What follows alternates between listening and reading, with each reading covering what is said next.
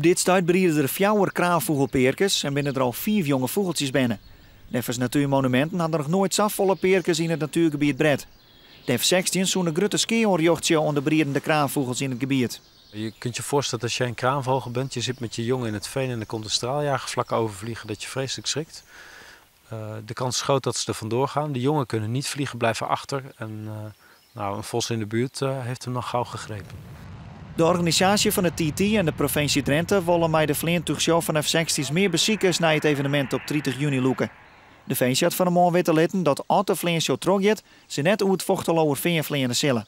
Nou, er was natuurlijk grote blijdschap bij ons. Dat het Defensie rekening wil houden met het Vochteloerveen en niet over het veen wil vliegen.